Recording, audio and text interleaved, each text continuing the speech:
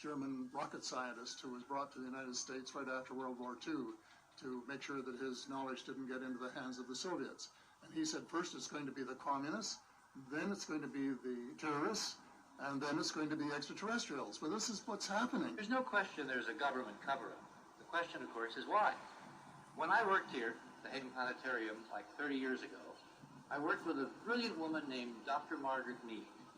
It turns out that 30 years before that, she was part of a government NASA study formed when NASA was formed that basically said, if we find evidence of aliens out there, we can't tell the American people because civilization will be destroyed.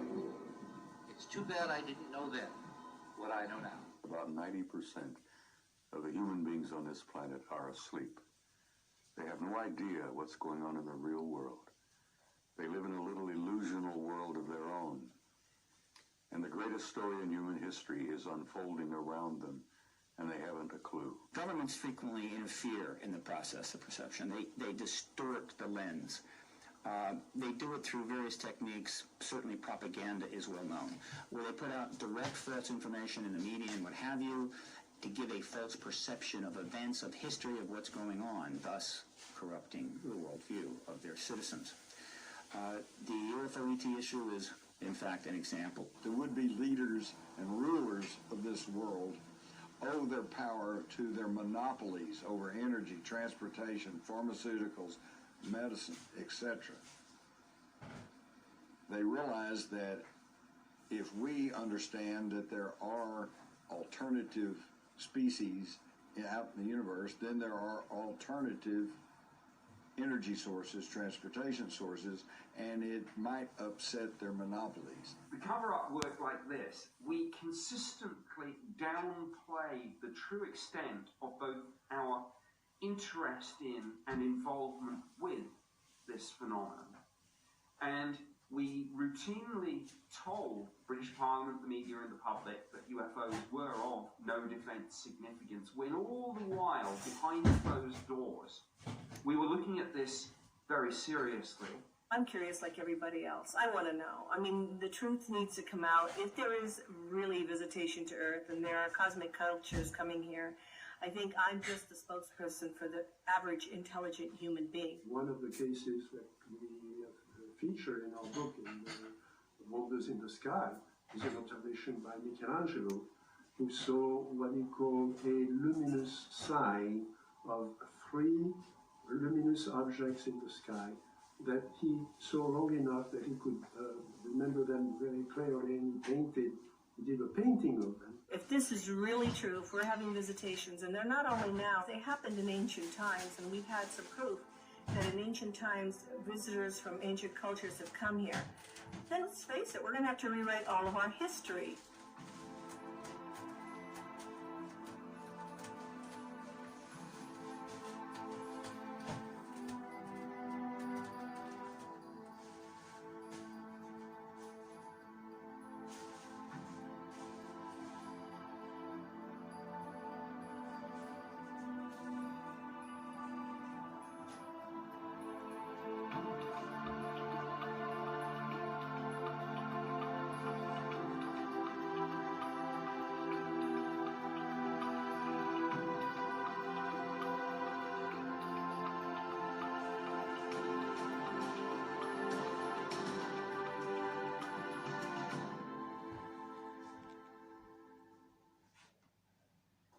In 1947, has the world been restarted? And what I mean by that is, has the human race been restarted? As we look at the history and at our ancestors, we notice these things in some of the holy books. Where I got out the whole of the Mahabharata. Lovely English literal translation by Pratap Chandra Roy. No florid, just straight literal. And each chapter luckily had a summary. You know, it's about 20 volumes, and I waded through and picked out everything about these Vimanas. And I just couldn't believe it, that the ancients had had them, and that they'd been in contact with space people. And it's said by means of these wonderful craft, the star people can visit Earth and we can visit the stars, and then it described them in Tibet as like pearls in the sky. You couldn't have had. Well, then I read on, and there was things about wars in ancient India, and some of the weaponry they used with able to make three-dimensional images of a false army. Holograms, surely. A thing called the Brahma weapon, which had the power of the universe and a light of 1,000 suns, which Teller then quoted. You remember about the atom bomb. And it said that the survivors rushed and bathed and threw off their arms, but a few days later their hair fell out, their skin turned red, and they died of a horrible sickness. And the army was so burned, they were just like, even the elephants were shadows on the ground. Well, that was Hiroshima, surely. So I said, all this has happened before, whether it was a space war or a war among the Atlanteans, I don't know. For one entire year, Lord Desmond... It seems possible now that the world could have been restarted. For instance, right now, aliens have been spotted close to airfields, have been spotted shooting down warheads, and in some cases, pilots and army people at their bases have had a sort of telepathic message as to say, please don't hurt this planet, for we do have the power to stop you. So they care about the planet. They could have cared way back then when we were first given these tools, these instruments to work with. And I thought, they're not ready yet. They're not ready to have this technology and this power. Because if you think back to all those ancient pyramids and buildings within mountains and everything else, we seem to have surpassed technology. There was talks of Atlantis, an island set some type, too far ahead with technology. Surely that isn't a myth. As we look at ancient maps that dictate there was an island that now seems to be in the Antarctic. Did Atlantis get so advanced that it had to be drowned? It had to be frozen? Did civilizations had to be stopped at certain points? Pompeii and all that sort of stuff. But then we've got to ask the question as well. If we were restarted, then why did the gods pretend? Why did the aliens pretend to be gods? Why couldn't they have not have told us the truth? Surely back then we could picture, information that the stars were suns and that there were planets like us out there. Instead, they've sent us, or they informed a couple of people like Muhammad or Jesus, and tried to pass them off as either human and to tell us how to live our lives and how to worship God. Why couldn't they not have just told us the truth? That there were aliens, and then guide us by them. Instead of giving us straight away weapons of destruction, why couldn't they not just told us straight from day one? And that could have stopped all these continuous religious wars. Yes, granted, it's not just all religious wars. There have been wars about money, wars about land, wars about oil, wars for the sake of wars, protecting, civilians and whatnot. Any excuse that they can find. Why could they not have told us this? We didn't need to find this all out by ourselves. in 1,000 years' time, when we look back and think that war was fixed, that war was, we went to war on a lie. If only they told us, and then there would be no friction between any sort of religion. We would have known the truth. Why not tell us? Sure, too, in the United States, in Russia, in China, all around the world. There's an organization that was formed after the Paris Peace Conference, after World War I, called the Council on Foreign Relations. And that is what I view as the U.S. branch of the world government. They control all the major media. And you can't get nominated to be President of the United States, whether it's Democrat or Republican, without being approved by the Council on Foreign Relations. They have grooming programs, Rhodes Scholars, Fulbright Scholars, Skull and Bones even are grooming people for world service. Whenever you get elected president, you wear two hats. You wear a U.S. hat and you wear a world government hat. So the alien issue is something that the president is briefed on after he's elected. Before he takes office, he's briefed on again.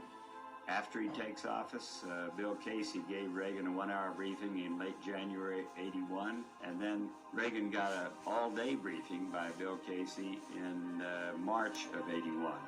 That same thing happens to all presidents now, I think. He's given enough information for him to absorb, to realize why it's so important not to have disclosure or too much disclosure before it's time. Now I know that the government has plans that when the common enemy was no longer communism, and then it became international terrorism, and when that doesn't hold up anymore, then it's going to be a threat from space.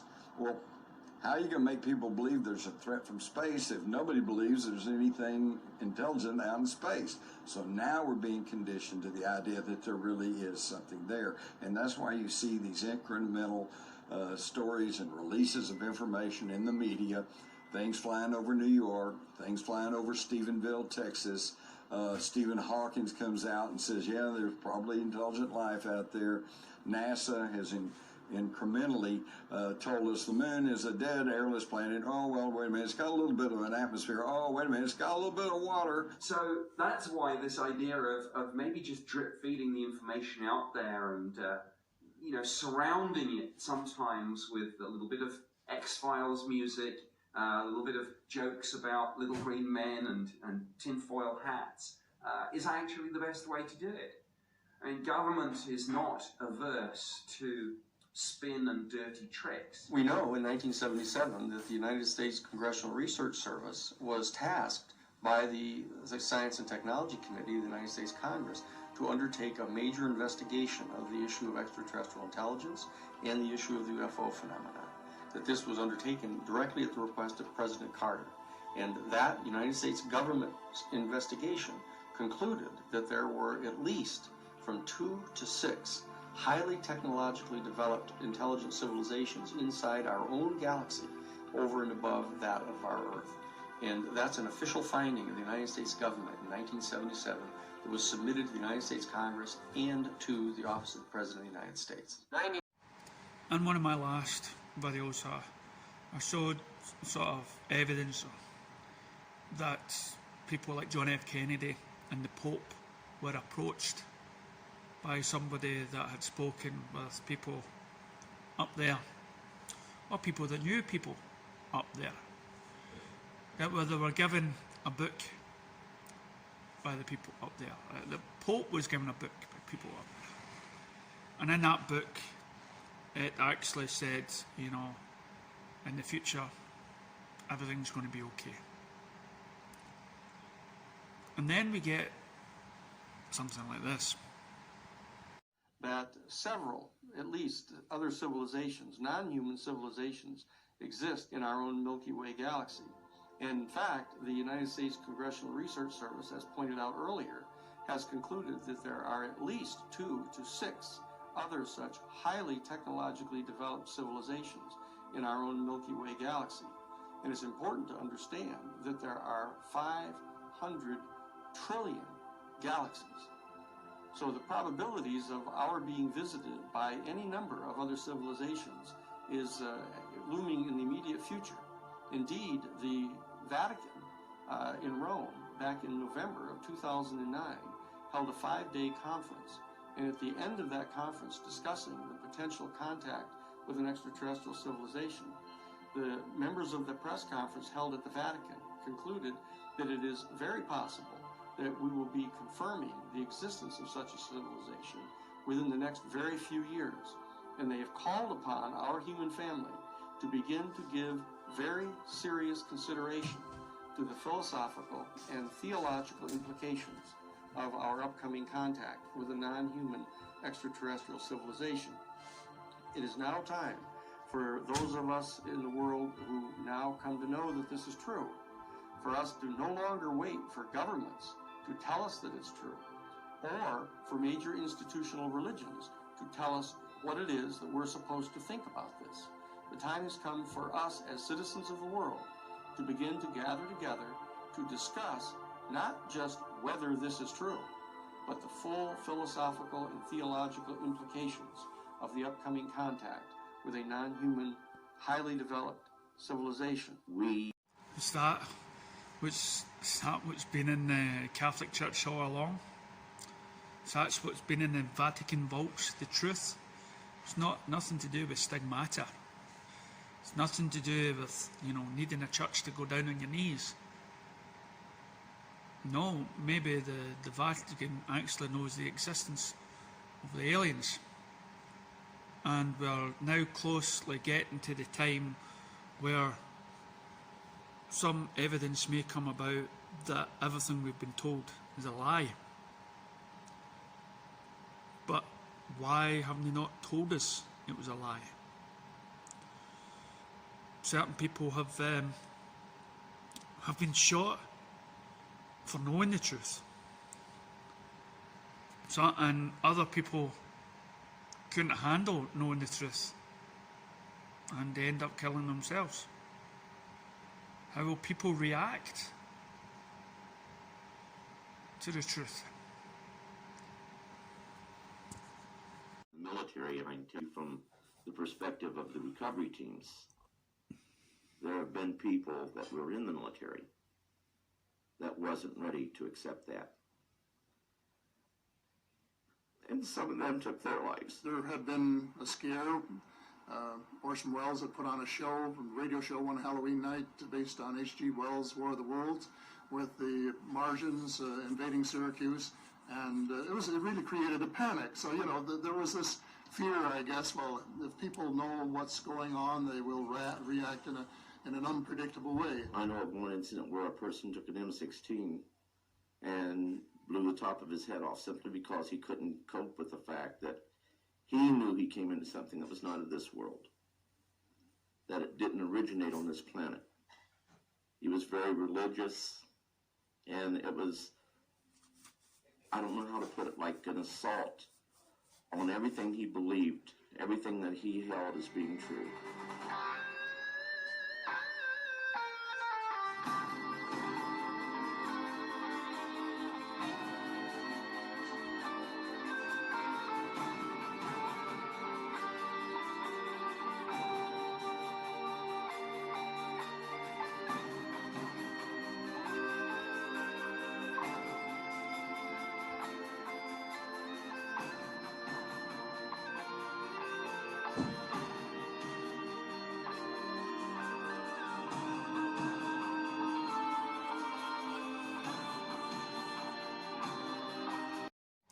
Even though I come across people that are defiant, that live in their bubbles, that deny the existence of aliens, some even deny the knowledge of the stars actually being suns and the billion of one chance, the billion to one that there's no other life out there. There is proof everywhere you go that there is life on other planets. It's just science, but people still refuse. So, are we not ready to accept? I believe we are. I believe we need that proof now more than ever. Because the world seems lost with their religious wars that's going on, with the terrorism, with everything else that governments have probably planned in order to get us into a state where we will apply to living like communist states like China, where we're all under the one eye, brother eye. No, I believe we are ready to accept that we ain't the only ones. All of us have moved away from the church now. Most of us are listening to science. And let's not forget, for all these years, religions have come and gone. Different religions throughout the Western world and Eastern world, whatever. First of all, it's the Roman religion, then it was the Christian religion, then there are so many religions that have came from all across the world and gone. Right now we're coming to an end of probably the religion that exists today. Some people say it'll take another couple hundred years before it is evaporated, before we find a new religion. Maybe our new religion is this greenhouse gas stuff. Or maybe our new religion is just waiting over the horizon, waiting for a unidentified flying object.